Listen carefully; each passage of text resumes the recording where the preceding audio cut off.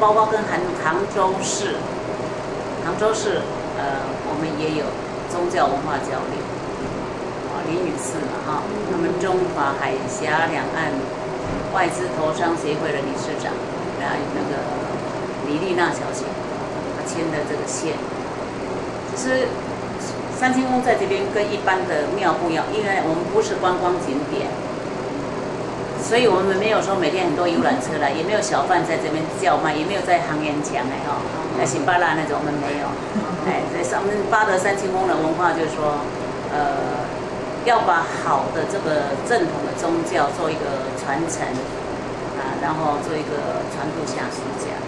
所以我们没有卖东西，只有提供金纸哈，拜拜要金纸，好像来拜拜没有手没有拿香，没有烧个金纸，好像不太诚意哈，好像没有去庙一样。所以我们也做了这样传统的一个服务，其他的我们就没有。那当然年节我们照传统的这个礼数。过年的时候啊，邱老师来了，要不要鼓掌一下？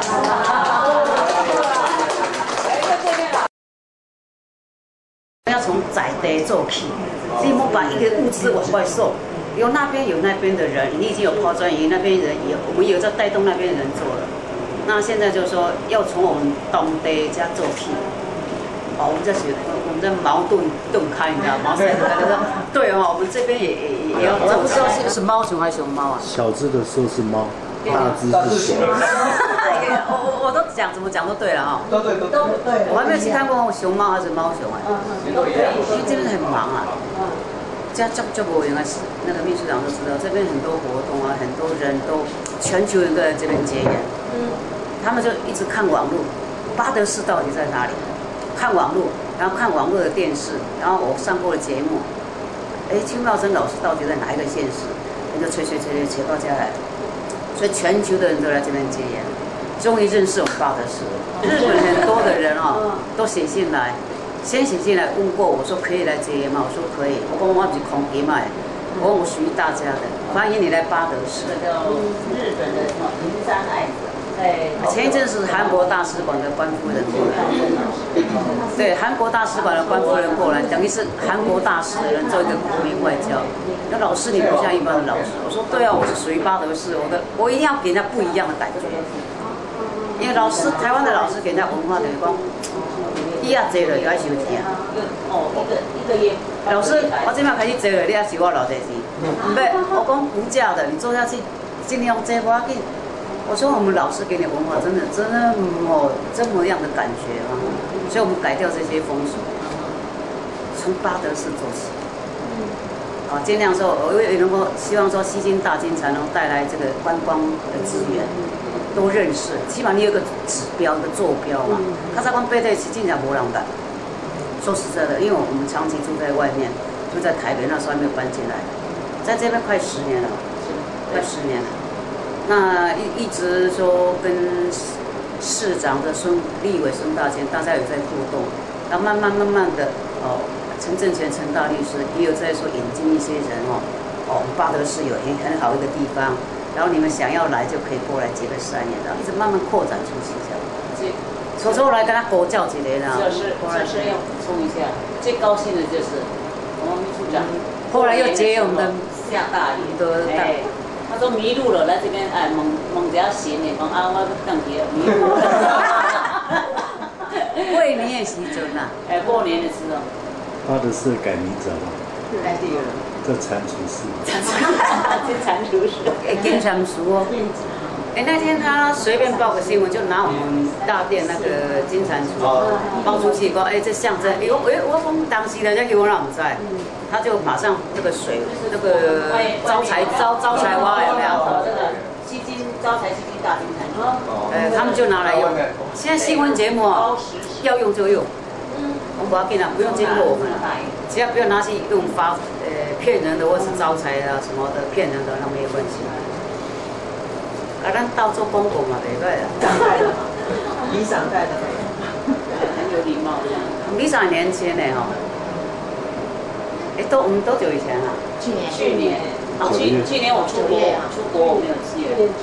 去年我还光头啊。对呀，我就说去年的发型跟去年不一样。现在进大陆剃度，因为我是佛道双修，观世音菩萨指示。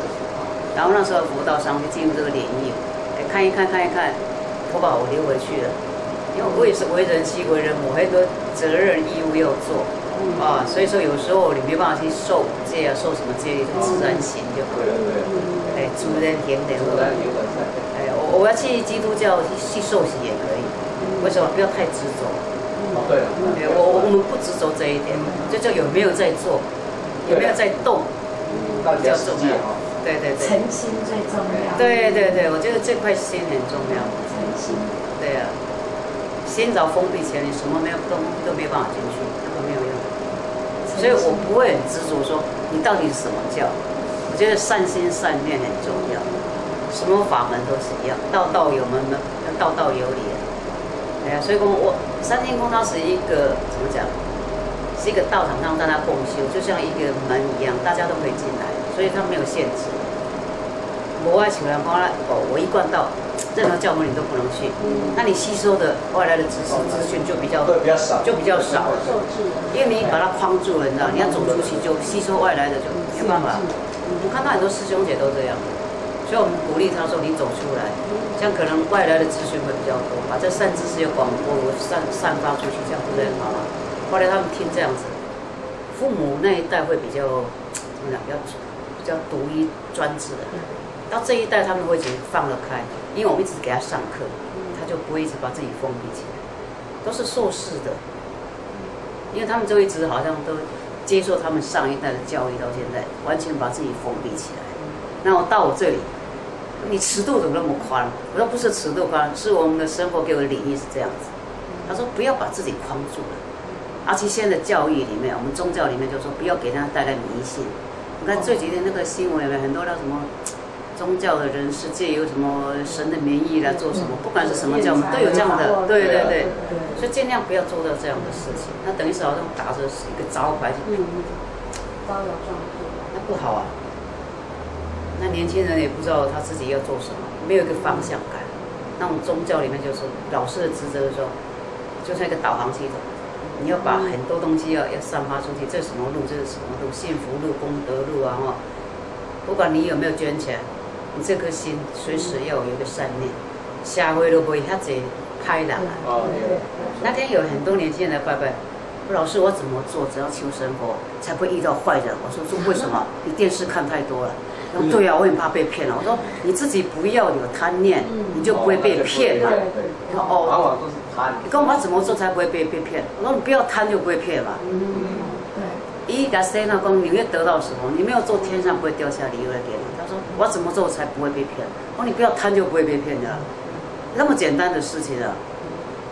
他就说安尼了，唔免安那求啊，讲唔免安那，讲唔免，只要你自己心念正信、正念、正觉、正信、正念，随时要跟父母报备你的安全，你在哪里？至少人家知道你在哪里。好，你知道你要做什么，安尼就好啊。因为它简单好黑啊，你就不用上心灵课程了。现在很多人都要上心灵课程需要别人来跟你导正。觉得父母小时候就最好，如果你们家有很好的老师，就是你爸爸。要需要我跟你上这个课程，我觉得不需要。你爸爸妈妈从小就给你最好的一种教育课程了，教你修啦，教你修，教你修观，教你腰着，教你跋倒，这是小后的菩萨了。不一定要雕着有形身像来拜拜。遐简单哦，对啊，就本来就是很简单嘛。那众生就是要看这有形象，我们就雕大嘴脸。